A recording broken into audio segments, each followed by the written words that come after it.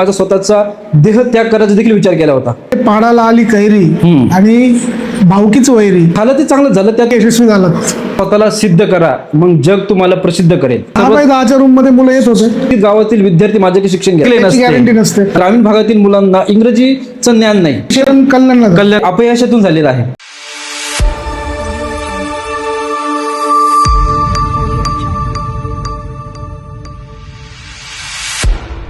नमस्कार, मी प्रवीण रोकडे पाटील. तुम्ही बघत आहात गावठी बडबड या यूट्यूब चॅनलवरती आजचा हा नवा कोरा एपिसोड. खरं तर पाहुणे खूप येतात आणि खूप जातात, परंतु काही पाहुणे असे असतात की त्यांच्याशी आपल्याला गप्पा माराव्या किंवा त्यांच्यासोबत वेळ घालवावा याचा हेवा वाटत असतो. आज आपल्यासोबत आहेत श्री संदीप ढोकणे सर. तर संदीप ढोकणे सरांबद्दल जर बोलायचं झालं तर अगदी कमी वयामध्ये त्यांनी खूप मोठं उंच शिखर जे आपण म्हणू ते गाठलं आहे. ते कसं की आपण शिक्षणानंतर नोकरी शोधत बसतो. त्यांनी सुरुवात केली, त्यांनी DED केलं, BEd केलं आणि नोकरी शोधण्याचा प्रयत्न केला. परंतु हल्ली तुम्हाला माहिती आहे नोकरी शोधणं किंवा शिक्षकाची अवस्था काय आहे आपण बघतो. 500, 700, 800 रुपये स्टायपेंडवरती शिक्षक कामं करतात 2-2, 5-5, 10-10 वर्ष. तर हे त्यांना पटण्यासारखं नव्हतं, म्हणून त्यांनी डायरेक्टली स्वतःची शाळा उघडली आणि स्वतःची शाळा आज 1040 विद्यार्थी हे शिक्षण घेत आहेत.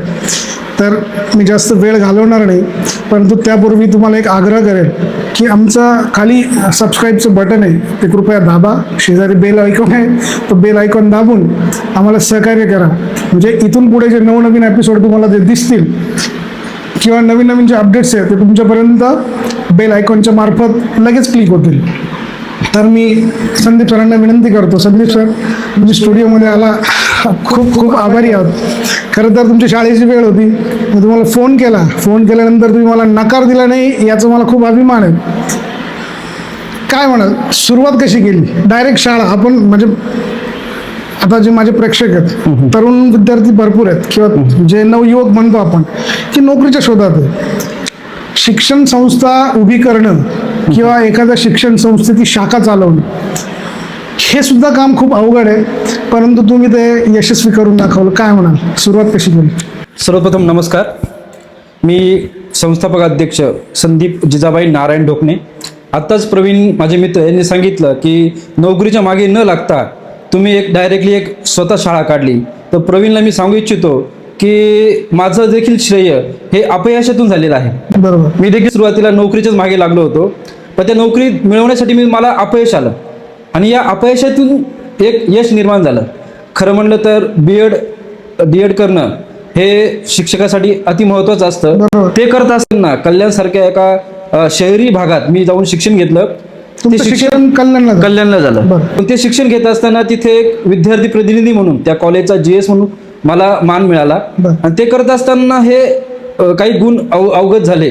त्यातूनच मी ही शिक्षण संस्था ओपन केली. पण सर्वात प्रथम मी सांगू इच्छितो का ही शाळा माझ्या अपयशातून निर्माण झालेली आहे. जेव्हा मला अपयश आलं तेव्हा मी विचार केला आपण नोकरीच्या मागे लागायचं नाही. आणि सुरुवातीला जेव्हा मी नोकरीच्या मागे लागलो पण त्यात अपयश येत गेलं. पण ते अपयश का आलं तर माझं म्हणजे ग्रामीण भागातील मुलांना इंग्रजीचं ज्ञान नाही. मी मराठीचा शिक्षक आणि मला सांगण्यात आलं तुम्ही मराठी न शिकवता इंग्रजी शिकवा. कसं शक्य आहे? मी जर पदवी मराठी विषयाची घेतली आहे तर माझं शिक्षण जर मराठी झालंय आणि जिथे मी नोकरीसाठी गेलो होतो त्यांनी मला सांगितलं की तुम्ही इंग्रजीचं शिकवा. शक्य नव्हतं. त्यामुळे तसा प्रयत्न जरी केला असता तर ते मुलं चांगले शिकले नसते, गॅरंटी नसते. नंतर आजकाल जी शिक्षण संस्था आहेत या फक्त पैसा कमवणं नक्की एवढ्याच गोष्टींवर माझा हेतूच तो होता की ग्रामीण भागात मुलांना इंग्रजी माध्यमाचं दर्जेदार शिक्षण मिळावं. बरोबर, दर्जेदार. माझे प्रयत्न फक्त माझ्या ग्रामीण भागासाठीच पुरे मर्यादित न ठेवता मी आज परिसरातील म्हणजे तुला सांगू इच्छितो 35 गावातील विद्यार्थी माझ्याकडे शिक्षण घेतात. 35 गावातील म्हणजे इगतपुरी तालुका आहे, नाशिक जिल्हा आहे आणि सिन्नर तालुका या 3 गावातील 3 तालुक्यातील 35 गावातील विद्यार्थी शिक्षण घेत आहेत. आणि हे फक्त मी ग्रामीण भागातीलच विद्यार्थ्यांसाठी करतो. तुम्ही म्हणाले 35 गाव आहेत, बरोबर? ओके. आता यापूर्वी या 35 गावांमधले विद्यार्थी कुठल्या ना कुठल्या शाळेत जात असतील, जात होते. म्हणजे त्या भागामध्ये त्या शाळा होतात, पण त्यांनी तुम्हालाच का निवडलं? त्याचं एकमेव कारण म्हणजे माझ्या शाळेमध्ये शिस्त, गुणवत्ता आणि संस्कार या तीन तत्वावरती मी काम करतो. बरोबर. एखाद्या विद्यार्थ्याला गुणवत्ता शिक्षण देता आलं पण त्याला संस्कार नसेल, तो विद्यार्थी घडू शकत नाही, तो एक भारताचा नागरिक घडू शकत नाही. बरोबर. तर मग शिक्षणासोबत संस्कार देणं गरजेचं आहे. माझ्या शाळेतील इयत्ता पहिलीचा मुलगा हनुमान चालीसा, कालभैरव अष्टक यासारखे संस्कारमय गोष्टी बोलतो, आणि नर्सरीचा मुलगा किंवा इयत्ता पहिलीचा मुलगा हनुमान चालीसा बोलतो, हे पालकांना आवडतं आणि त्यातून संस्कार चांगले दिले जातात. बरोबर. आणि त्यामुळे पालक जोडले गेलेत माझ्याकडे. अगदी बरोबर आहे. संस्काराला शाळेने जे महत्त्व दिलं त्या शाळेचा विकास झालाच पाहिजे, आणि ती शाळाच मुलांचा विकास करू शकते हे नक्कीच खरं आहे. नक्कीच. परंतु मी इथं जरा थांबवून आमचे जे प्रेक्षक आहेत त्यांनी आम्हाला काही कमेंट्स केलं की अशा आम्ही पूर्वी अगोदर लोकांना सांगतो की आम्ही अशा व्यक्तीला बोलवतोय, लोकच आम्हाला सुचवतात कमेंटमध्ये की सर या विषयावरती एखाद्या व्याख्यात्याला बोलवलं पाहिजे. नक्कीच. तर त्यांच्या मनातले काही प्रश्न असे होते की एखादी शिक्षण संस्था उभी करणं हे म्हणजे आपण मोठ्या मोठ्या भिंती, मोठे मोठे दरवाजे, मोठी इमारत बघितल्यानंतर असं वाटतं आपण हे काम करू शकत नाही, बरोबर? तर ते किती सोपं आहे, किंवा किती अवघड आहे? आजच्या परिस्थितीला मला 17 वर्ष झाली या शिक्षण संस्था सुरू करून. आज माझी शानदार इमारत आहे, पण सुरुवातीला ती इमारत नव्हती. एका छोट्याशा 10 बायच्या रूम मध्ये 10 बाय 10च्या रूम मध्ये मुलं येत होते. हो, येत होते ना. त्यांना चांगलं म्हणजे उत्कृष्ट त्यांच्या शिक्षण दिलं. पालकांनी ती हिंमत दाखवली की नवीन शाळा आहे, 10 बाय 10ची रूम आहे, जर इथे ऍडमिशन घेतलं नेक्स्ट इयर तर तुमची शाळा पुढे कंटिन्यू नाही असेल की करू नसेल, शकली, बरोबर. तर त्या मुलांचं भविष्याचं काय, दुसऱ्या शाळा एक्सेप्ट करतील नाही करतील? त्यासाठी सुरुवातीला जेव्हा 2010ला मी सुरुवात केली तेव्हा पालकांच्या घरी जाऊन त्यांना समजून सांगितलं की तुम्ही अशा प्रकारचं शिक्षण आपण चालू करतोय, तुम्ही माझ्यावर विश्वास ठेवा. त्यांनी विश्वास ठेवला. सुरुवातीला पहिल्या वर्षी 42 विद्यार्थी होते, पण त्या 42 विद्यार्थ्यांची गुणवत्ता चांगली घडली. बरोबर. विश्वास ठेवला आणि त्या पालकांनी अजून दुसऱ्या पालकांना सांगितलं. बरोबर. ती एक साखळी तयार झाली. आज ती साखळी साधारण माझे 1000+ विद्यार्थी आहेच आहे, आणि ह्याच वर्षी मला सांगू इच्छितो की या वर्षी माझ्याकडे नवीन विद्यार्थी 250+ झाले. हे फक्त त्या पालकांच्या सांगण्यावरून झाले. बरोबर. आणि माउथ टू माउथ पब्लिसिटी ही महत्त्वाची असते. 35 गावांमध्ये अनेक प्रकारच्या शाळा असून सुद्धा तुमच्या 10 बाय 10च्या खोलीमध्ये एक 40 विद्यार्थ्यांनी ॲडमिशन घेतलं, आणि तुम्ही सांगितल्याप्रमाणे त्यांचा निकाल चांगला लागला, आणि आज 1040, बरोबर ना? तुम्ही 1040 विद्यार्थी त्यांच्या शाळेमध्ये शिक्षण घेत आहेत. दरवर्षी नवीन नवीन ॲडमिशन्स होत आहेत, तेही मोठ्या संख्येने होतात. मगाशी आम्ही त्यांच्याशी चर्चा केली तेव्हा त्यांनी सांगितलं सर आज आमच्याकडे 250 मुलांचं ॲडमिशन झालं एका दिवसामध्ये. म्हणजे काल शाळा भरल्या, काल आज 2 दिवसामध्ये 250 मुलांचं रजिस्ट्रेशन त्यांच्याकडे आलं. सर कसं असतं की तुम्ही यशस्वी झालात, एकदा व्यक्ती यशस्वी झाल्यानंतर त्याच्याकडे बघण्याचा दृष्टिकोन जो असतो आणि त्या पूर्वीचा जो दृष्टिकोन असतो, तर समाजामध्ये जेव्हा तुम्ही वावरत होते, तुम्हाला शाळा काढायची, जेव्हा असं पहिल्यांदा तुम्ही ठरवलं की नाही शिक्षण संस्था आपली स्वतःची असावी, कसं असतं मोठं काम करायला गेलं की लोक वेडं पण म्हणतात, काय माणूस आहे, काय शाळा काढणार आता. तर असा कुठं प्रसंग आला की कुटुंबातून म्हणा, मित्रांमधून म्हणा किंवा सहकाऱ्यांमधून? सर्वप्रथम मी सांगू इच्छितो की आधी स्वतःला सिद्ध करा, मग जग तुम्हाला प्रसिद्ध करेल. कारण हे कार्य करत असताना मी स्वतःला सिद्ध केलंय. आज जरी 17 वर्ष झालेत, पण माझ्या शाळेचा निकाल या 4 वर्षापासून इयत्ता 10वीचा 100% लागतोच. पण त्या 100% लागल्यानंतरही माझे सर्व विद्यार्थी प्रथम श्रेणीमध्ये असतात. एकही विद्यार्थी असा आहे. नाही, पण माझा प्रश्न काय होता की शिक्षण संस्था उभी करायची झाली नाही, अजून झाली नाही. हा विचार जेव्हा डोक्यात येतो, त्याच्यासाठी तुम्ही जेव्हा सुरुवात करतात, कुणाकडे जातात, घरात विषय काढतात, मित्रांजवळ विषय काढतात, त्यावेळी लोकांचे विचार काय होते तुमच्याबद्दल? किंवा त्यावेळी लोकांनी तुम्हाला काही डिवचलं का, काय तुम्ही शिक्षण संस्था एवढं सोपं आहे का, असं आहे का, असे काही प्रसंग असतील? कसं आहे प्रवीण, माझे विद्यार्थी, माझे वडील हे गावामध्ये एक मास्तरकीचं काम करत होते, आणि त्या काळामध्ये म्हणजे 2010ला लोक डायरेक्ट बोलायचे मास्तरचा पोरगा मास्तर झाला. माझे वडील काही देखील शिक्षक नव्हते, पण ते एक मास्तर म्हणून एक काम करायचे कुठेतरी. बरोबर. पण मास्तरचा पोरगा मास्तर झाला असे टोमणे देखील लोकांनी दिले, पण ते आज मी सिद्ध करून दाखवलं माझ्या कामातून. आणि परिस्थिती बदलते, त्या काळी परिस्थिती नव्हती, लोकांनी विश्वास ठेवायचा की नाही ठेवायचा हा लोकांचा विषय होता, पण तो विश्वास ठेवण्यासाठी मी त्यांना प्रवृत्त केलं. आज मी म्हटलो की स्वतःला सिद्ध करा, नंतर तुम्हाला लोक स्वतः प्रसिद्ध करतील. त्या पद्धतीची आज ही गंमत झालेली आहे, आणि लोकांनी मला आज खरंच साथ दिली आहे. खूप खूप छान. मला काय म्हणायचं आहे की तुम्ही जेव्हा पहिल्या वर्षी तुमचे 40 विद्यार्थी होते, हो. तुम्हाला वाटलं आता ॲडमिशन भरपूर होत आहे, भरपूर लोक तुमच्याजवळ आले, मग त्यावेळी इमारत म्हणजे कुठे रेंटवर घेतली, स्वतःची बांधली, किंवा पैसा होता नव्हता, काय पद्धत होती त्यावेळी? खरं म्हटलं तर त्यावेळेस असं असतं, आता ही गोष्ट या अशा याच्या चॅनलवरती बोलणं योग्य नाही, पण मग ती परिस्थिती तिची जाण नाही, करून देणं समजली गरजेचं आहे. पाहिजे. म्हणून सांगतो की आपले घात करतात, ही एक परिस्थिती आहे. आणि तो काळ 2010ला जेव्हा मी ज्या बिल्डिंगमध्ये शाळा चालू केली होती, त्या ठिकाणी मला आपल्यानीच खूप डिवचलं होतं. आता त्या अशा लोकांचे नाव पण नाही घेऊ, पण मग त्यांच्यामुळे मला प्रेरणा मिळाली. त्यांनी काय म्हणतात, त्या शाळेच्या समोर मोठी चारीच खंदून टाकली, म्हणजे शाळेतले मुलं बाहेर जाऊ शकत नाही, इथपर्यंत मला त्रास दिला. ते आपलेच, असं काही वेगळे कोण नव्हतं. पण मग अशी चारी खणणं, त्यानंतर त्रास देणं, बिल्डिंगला काहीतरी हे करणं, अचानक रात्रीतून बिल्डिंग बदलायला लावणे, एखाद्या कोणत्या संतांनी मला स्वतःच्या जागेवरती राहण्यासाठी, समजा सद्गुरू लक्ष्मीगिरी महाराज आश्रम आहे, त्या आश्रमात मी 4 वर्ष शाळा चालवली. बरोबर. त्या संतांनी मला ती जागा दिली की तू जिथे शाळा चालव. महाराजांचाच आशीर्वाद. हो, नाही, सद्गुरू लक्ष्मीगिरीजी महाराज यांचाच कसं आशीर्वाद आहे. असतं? आणि प्रवीण, रात्री 11:30 वाजता त्या महाराजांनी मला सांगितलं की तू तिथून तुझी जागा हलव आणि माझ्या मंदिरात शाळा घेऊन ये. मी 4 वर्ष त्या मंदिरात शाळा चालवली. त्यानंतर माझ्या स्वतःच्या जागेवरती, नंतर मग जशी परिस्थिती झाली, मग काय व्याजान असो न काय असो, त्यानंतर बिल्डिंग उभी करून आज मी शाळा चालवतोय. बरोबर. म्हणजे पाडाला आली कैरी आणि भावकीच वैरी. बरोबर आहे ना? आणि आता अशा चॅनलवर बोलणं, पण मग ते बोलणं गरजेचं आहे. बघा, आपण कोणाचं नाव घेत नाही, नाव नाही घ्यायचं. परंतु आपण जे आमचे प्रेक्षक आहे त्यांना ते संकट सांगतो की त्यांनाही उद्या जर त्यांना एखादी संस्था उभी करायची, शाळाच नाही कुठलीही गोष्ट करायची असेल तर ह्या अडचणी येतात आणि ते त्यांना समजलं पाहिजे. तर नाही, माझा या पुढचा प्रसंगातून प्रश्न बाहेर असा- निघण्यासाठी मला माझे दाजी आहेत, माझे काही घरातली मंडळी आहे, काही मित्रपरिवार आहे, त्यांनी खूप याच्यातून साथ दिली. आणि प्रवीण, सांगायचं हेतू म्हणजे माझ्या आयुष्यात तो सर्वात अवघड काळ होता की त्या काळामध्ये मी माझा स्वतःचा देह त्याग करायचा देखील विचार केला होता. बापरे. रात्रीचं मी म्हणजे माझा एक मित्र होता, आम्ही 2 जण म्हणजे आत्महत्येचे सुद्धा विचार तुमच्या हो, डोक्यात आले? कारण तो काळ तसा होता, कारण माझ्या आयुष्याची सुरुवात होती. आयुष्याची सुरुवात करत असताना अशा काही घटना घडणं, आणि म्हणजे मी शाळा सुरू करतोय आणि त्यात कुणीतरी असं काहीतरी करतंय, ठीक आहे, त्यांचा हेतू असेल काही, पण मग असं करताना एखाद्या व्यक्तीला, आपल्याच व्यक्तीचा साथ दिली असती तर अजून पुढे गेलो असतो. बरोबर. पण ठीक आहे, जे झालं ते चांगलं झालं, त्यातून मला अजून प्रेरणा मिळाली आणि मी ती वाट सोडली नाही. प्रश्नच नाही. एखादी घटना आपल्यासोबत घडते, ती समोरच्यानी घडवली याच्यापेक्षा जो विधाता आहे त्यांनीच ती करून घेतली, त्यातून आपल्याला बळ मिळतं.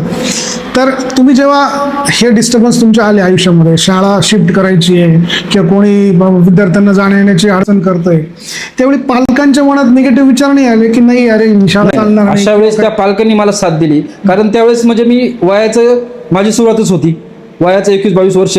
अशा असताना ते लोक विचार करतात की हा छोटासा पोरगा काहीतरी प्रयत्न करतोय, त्याला कोणी साथ देत नाही. त्यावेळेस जे माझे 42 पालक होते त्यांनी मला खूप साथ दिली.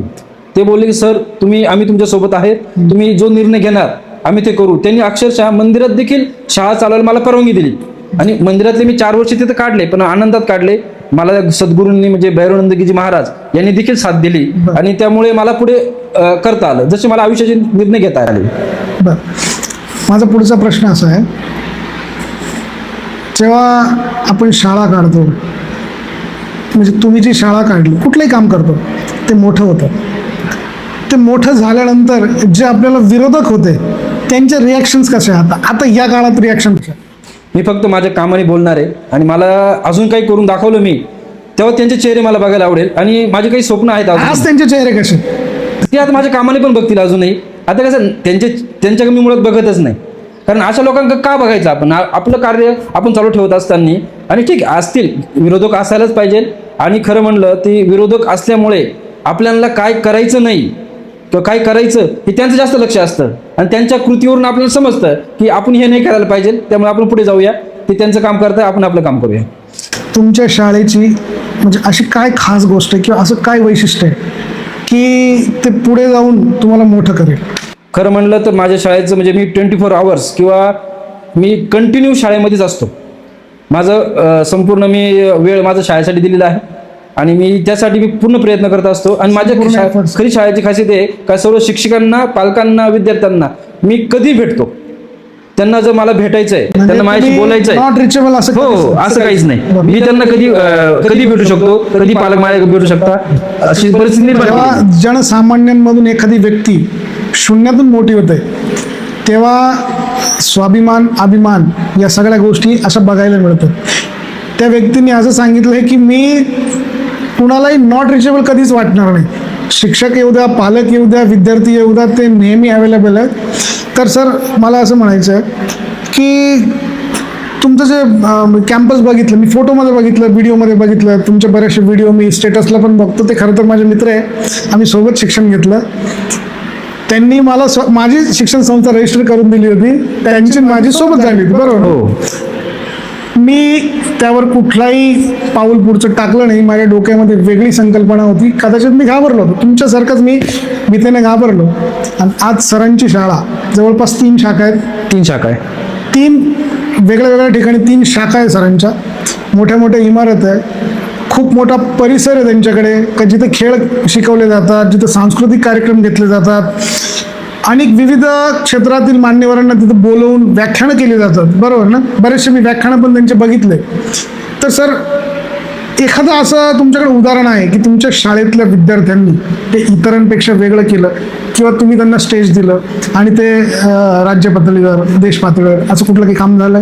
नक्की 100%. माझे शाळेतील असे अनेक विद्यार्थी आहे, तर ते राज्य पातळीवर गेले, देश पातळीवर गेले. काय असे माझ्या मनात विद्यार्थी बसलेत, म्हणजे वैष्णवी दळवी सारखी झाली, श्रेयश तुपे सारखा विद्यार्थी आहे, आराधना परदेशी सारखे विद्यार्थी आहे, प्रतिमेश दळवी सारखा विद्यार्थी आहे. हे विद्यार्थी आजही माझ्या मनात रोवलेत, कारण ते आजही मला एक शिक्षक म्हणून नाही, तर ते मला वडिलांप्रमाणे म्हणतात. आणि त्यांच्यामध्ये ते संस्कार मी रुजवले, आणि त्याचा मला खूप अभिमान आहे. येतेच शिकतात आता? हा, कुठल्या येतेच शिकतात आता? ते आता काही एक जण वकिली करतोय, एक जण MBBS ची तयारी करतोय, एक AI ला आहे, इलेक्ट्रॉनिक मेकॅनिकल आहे, बरोबर. असं. आपलं म्हणजे 12वी पर्यंत शिक्षण? नाही, ते माझ्याकडे 10वी पर्यंत शिक्षण 10वी घेतलं. पर्यंत. त्यानंतर ते पुढे गेले. बरं, मग जे विद्यार्थी तुमच्या शाळेत ना 10वी पास होऊन पुढे जातात, तर त्यांच्यासाठी काही मार्गदर्शन शिबिरं आहेत, किंवा तुम्ही त्यांना कसं गाईड करता? त्यांचे माझ्या संपर्कात ते विद्यार्थी आहेत, त्यांना वेळेवरती अडचणी आल्यात की ते मला कॉल करतात, त्यांना वेळोवेळी फोनवरती मार्गदर्शन करतो. काही इतर इन्स्टिट्यूट आहेत की माझे काही मित्र आहेत, त्यांना मी त्यांचे संपर्क देऊन त्यांचे प्रॉब्लेम सॉल्व्ह करतो. आणि आजही ते विद्यार्थी माझ्या संपर्कात असून चांगल्या प्रकारे बोलतात. वर्गामध्ये पटावर किती संख्या असते एका वर्गामध्ये? एका वर्गामध्ये मिनिमम माझ्याकडे 35 मुलं असतात एका वर्गामध्ये. 35 मुलं म्हणजे ठीकठाक आहे. हो, जास्त पण नको, कमी पण नको, म्हणजे विद्यार्थ्यांकडे लक्ष देता येतं. हो. तर वैयक्तिक लक्ष तुम्ही शिक्षकांमार्फत त्यांच्यावर देतात, बरोबर. तुमच्या शाळेला मी बघितलं CCTV कॅमेरा आहेत. हो. कुठल्याही प्रकारचे चुकीचे कामं तुमच्या शाळेमध्ये जर झाले तर तुम्हाला ते पूर्ण रडारवरतीच आहे, बरोबर. तर स्थानिक लोकांकडनं शाळेची तोडफोड, काचा फोडणे, गाड्यांची हवा काढणे, अशा काही विरोधाला तुम्ही सामोरे नाही, असं नाही, अजूनपर्यंत म्हणजे आपण लोकं झालेलंच चांगले- नाही आणि होणार बी नाही. कारण याचं महत्व म्हणजे का आपण एक चांगलं कार्य करतोय, आणि जेव्हा आपण एक चांगलं कार्य करतोय तेव्हा आपले चांगले लोक आपल्याशी जोडले जातात. जे चांगले लोक आहेत ना, ते माझ्या सोबत जोडलेले आहेत. त्यामुळे अशा काही घटना माझ्या बाबतीत होतही नाही आणि होणार बी नाही, कारण त्या चांगल्या लोकांनी माझ्यावर विश्वास ठेवलाय आणि मला देखील त्या चांगल्या लोकांवरती विश्वास आहे. त्यामुळे अशा काही अडचणी मला निर्माण होतच नाही आणि होणार बी नाही. पुढच्या 10 वर्षाचा तुमचा रोडमॅप काय?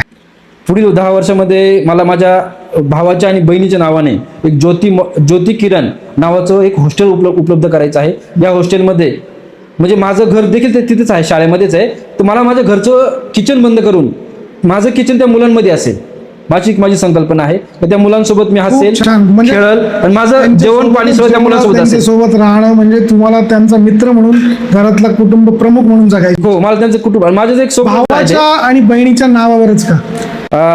कारण खरं म्हटलं तर आपला एक परिवार खूप महत्वाचा असतो, आणि रक्ताचे नाते हे कधीच कोणाला असं वेगळं काही तुम्हाला सांगत त्यांनी नाही. प्रचंड साथ दिली.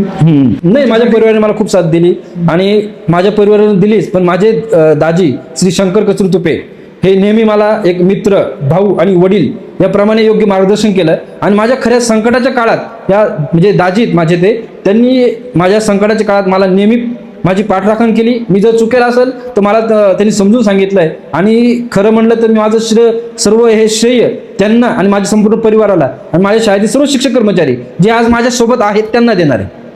असा एक विद्यार्थी सांगा की ज्याच्याबद्दल मला नेहमी कुतूहल वाटतं, म्हणजे तुम्हाला. मला ती एक माझी विद्यार्थिनी आहे, आराधना परदेशी. खूप चांगल्या प्रकारे स्ट्रगल करते. मी तिला माझी बेटाच बोलतो. तशाच आणि ती आता ती MBBS ची तयारी करते आता, आहेत ह्या तयारीला, आणि ती 100% ती करणार आहे. एकदम छान पोरगी, आणि नर्सरी बसून त्या माझ्याकडे आहे.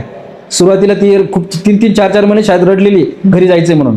मी बऱ्याच सर संस्था बघितलं, बऱ्याच ठिकाणी विद्यार्थ्यांना प्रायव्हेट कोचिंग क्लासेसची गरज पडते. याचं कारण काय? काय होतंय, शाळेमध्ये उत्कृष्ट शिकवलं जात नसेल असं मला वाटतं. पण मी सांगू इच्छितो की माझ्या शाळेतील कोणत्याच विद्यार्थ्याला क्लास लावलेला नाही. माझ्या शाळेतील 10वीचे विद्यार्थी आहे, आम्ही त्यांना शाळेतच मार्गदर्शन करतो.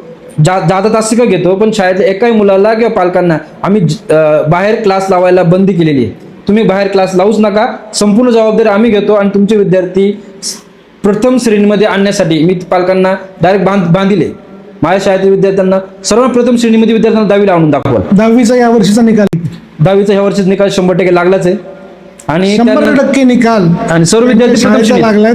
पूर्ण पंचक्रोशीमध्ये पहिली शाळा, एकमेव शाळा आहे. एकमेव शाळा अशी का जिचा 10वीचा निकाल हा 100% लागलेला आहे. सर, आजचा तरुण जो काही ना काही करण्याची धडपड करतो, त्यांना शिक्षण संस्था सुरू करायची असेल, कुठलाही व्यवसाय सुरू करायचा असेल, काहीही करायचं असेल, तर तुम्ही त्यांना काय सांगाल? मी आजच्या तरुण माझ्या मित्रांना सांगू शकेल, ज्या क्षणाला तुमच्या मनात विचार आला ना का मला हे करायचंय, त्या क्षणाला सुरुवात करा. आणि सुरुवात केल्यानंतर लगेच त्या क्षेत्रात काम करणारे लोक, म्हणजे एखादं दुकान असेल, त्या दुकानाचं क्षेत्रात काम करणारे लोक त्यांना भेटा, त्यांचे अनुभव घ्या. त्यांना अपयश आलं असेल तर त्यांच्या अपयशाची कारणं शोधा, त्यांना यश आलं असेल तर त्या यशाची बी कारणं शोधा. आणि हे तरुण तुम्ही जर याचा अभ्यास केला आणि लगेच सुरुवात केली तर 100% यश मिळेल तुम्हाला. मी देखील तेच केलं. मला या क्षेत्रात उतरायचं होतं, तर मी आजूबाजूच्या परिसरातील मी अभ्यास केला. त्या अभ्यासासाठी मी फार सटनापर्यंत गेलो असेल, नगरपर्यंत गेलो असेल, तिकडे अशा काही ओळखी काढल्या, त्यांच्याकडनं माहिती घेतली. आणि या क्षेत्रामध्ये अजून मला काय करता येईल, अशा चांगल्या लोकांचा अनुभव घेतला मी. तो अनुभव घेण्यासाठी मी त्यांना हात जोडले, त्यांनी मला मदत केली. म्हणजे आपल्याला घ्यायचंय तर आपण ते प्रेमाने घेऊया, आणि ते लोक देतात. मग माझ्या तरुण मित्रांना मी सांगेल की तुम्ही ज्या क्षणी तुम्हाला विचार आला असेल त्या क्षणाला तुम्ही त्याची तयारी करा आणि त्या क्षेत्रात काम करणाऱ्या लोकांना भेटा. तुम्ही प्रयत्न सोडू नका, सुरुवात करा, हे सगळ्यात महत्त्वाचं आहे. जेव्हा तुम्ही एखादी गोष्ट कराल, सुरुवात कराल, तर ती गोष्ट पुढे नेण्यासाठी परमेश्वर स्वतः तुमच्यासाठी धावत असते. बरोबर आहे सर? बरोबर आहे सर. मला एक सांगा की तुमच्या शाळेचा एखादा विद्यार्थी आणि इतर शाळांमधला एखादा विद्यार्थी, संस्काराच्या बाबतीत तुम्ही काय सांगाल? मी नक्की सांगेल की इतर शाळेचे विद्यार्थी, मला कोणत्या शाळेची स्पर्धा करायची नाही मुळात. कारण मी स्पर्धेसाठी जगत नाही. मी माझ्या शाळेतल्या मुलांच्या स्पर्धेसाठी जगतोय की ते विद्यार्थी आज समाजात गेल्यानंतर मी चांगले नागरिक हा बनतील. प्रश्न मुद्दाम विचारला कारण त्यांनी सांगितलं की आश्रमात राहून शाळा सुरू केली, तिथल्या गुरुजींनी तुम्हाला मदत केली, अर्ध्या रात्री त्यांनी बोलवलं, इतरांनी त्रास दिला, शाळा इकडे शिफ्ट कर. तर अशा ठिकाणचे विद्यार्थी यांच्यावरती निश्चित, त्यांच्या शाळेचं नाव आहे श्री सद्गुरू लक्ष्मणगिरीजी महाराज, लक्ष्मणगिरीजी महाराजांच्या नावाने शाळा आहे. लोक एखादा डोनेशन देतो त्याचं नाव टाकतात, कोणी कशाचं, तर सरांनी त्यांचा आशीर्वाद म्हणून त्यांचं नाव टाकलं. मुद्दाम हा संस्काराचा विषय घेतला की तुमच्याकडं जे आपण सांप्रदायिक शिक्षण म्हणतो किंवा जे आपण म्हणतो की काय म्हणतो आपण त्याला, आध्यात्मिक शिक्षण, तर आध्यात्मिक शिक्षणाचं काही क्लासेस.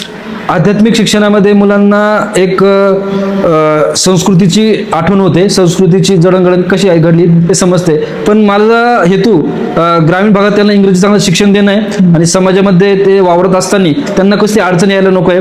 आणि संस्कारासाठी मला अध्यात्माची गरज आहे. त्यामुळे मुलांना जे नियमित गायत्री मंत्र असो, हनुमान चालीसा असो, कालभैरव अष्टक असो, हे मुलांना मी पाठांतर करून घेतो. ते पाठांतर केल्यामुळे त्यांची भाषाशैली सुधारते. बरोबर. त्यामुळे ते गरजेचं आहे आणि आज खरं गरजेचं आहे. म्हणजे तुम्ही बारीक सारीक गोष्टींवरती लक्ष दिलंय. सर, तुमच्याशी खूप चर्चा म्हणजे करायची आहेत मला, परंतु आपल्याकडे वेळ कमी आहे. प्रेक्षक जे आपले आहेत ते तुम्हाला नक्की पुढच्या वेळी परत घेऊन या अशी कमेंट मला नक्की करतील. तुमच्यासोबत चर्चा करून मला खूप आनंद झाला. तुम्ही सगळ्यांनी आमची व्हिडिओ संपूर्ण बघितली तर कृपया ज्यांनी सबस्क्राईब केलं नसेल त्यांनी सबस्क्राईब करा. आमच्या यूट्यूब चॅनलला इतरांना शेअर करा, म्हणजे आपण अशा नवनवीन व्हिडिओ बनवत असू. जाता जर तुम्हाला एक प्रश्न आहे की आजचा विद्यार्थी आहे, मी बऱ्याच शाळांमध्ये बघितला की नशा, मी आता नावं घेत नाही मी शाळांचे, ज्या खूप स्टँडर्ड शाळा आहेत की ज्यांना आपण कॉन्व्हेंट स्कूल म्हणतो, तिकडचे विद्यार्थी मी ड्रग्ज घेताना बघितले, सिगरेट घेताना बघितले, इतर व्यसनं करताना बघितले. जाता जाता एक संदेश द्या आणि इथेच आम्ही थांबलो. नक्कीच मी हा संदेश माझ्या पालकांसाठी असेल आणि इतर पालकांसाठी देखील असेल की सर्वात प्रथम म्हणजे आपली खरी संपत्ती आपली मुलं आहेत.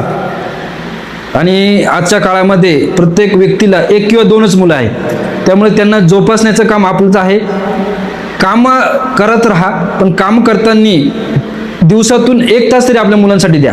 तो काय मुलांवर करतोय, लक्ष काय ठेवा, करत नाहीये, काळाची गरज. आणि तो 1 तास तुम्ही देत असताना त्याच्यासोबत मित्र व्हा, तो तुमचे त्याच्या समस्या सांगेल. अगदी बरोबर. कारण काय झाले, आता आजकाल मुलांना मित्रच राहिले नाही, ते मोबाईलच्या मागे लागलेत, मित्र करत नाही. मित्र त्यांनी आई वडिलांना मित्र केलं. आणि अजून एक सर मला खंत एका गोष्टीची वाटते, ठीक आहे म्हणजे राग नका म्हणू, तुमच्या शाळेत कदाचित असेल की पूर्वी आपण पायी शाळेत जात होतो. बरोबर. म्हणजे घरापासनं 2-2, 3-3, 4-4 किलोमीटर मुलं पायी जात होते. सवंगडी खूप होते, जाताना येताना विचारांचे आदान आता हे सवंगडी ना मुलांना बसमध्ये पण झाली. आता बस पण मग रोज पार्टनर बदलतो. पार्टनर बदलतो. तर ठीक आहे, आता काळानुसार बदलावं लागतं, शहरीकरण वाढलंय, पायी चालणं रस्त्याने अवघड आहे आणि हाकेच्या अंतरावर शाळा पण सुरू झाल्यात, त्यामुळे मुलांना असा वेळ मिळत नसेल. परंतु सरांनी सांगितल्याप्रमाणे विद्यार्थ्यांचे जे पालक आहेत त्यांनी विद्यार्थ्यांचे किंवा त्यांच्या मुलांचे मित्र होऊन राहणं ही खूप काळाची गरज आहे. आणि आपला मुलगा काय शिकतो यापेक्षा कुणासोबत राहतो, संगत खूप महत्त्वाची आहे. तर आजच्या भागात आम्ही इथंच थांबतो. तर कृपया करून आमच्या नवनवीन व्हिडिओसाठी मी पुन्हा एकदा सांगतोय, चॅनलला सबस्क्राईब करा. आणि मी सरांना परत तुम्हाला मी वेगळ्या विषयासाठी बोलवणार आहे. तर तोपर्यंत सर मला रजा द्या. नमस्कार.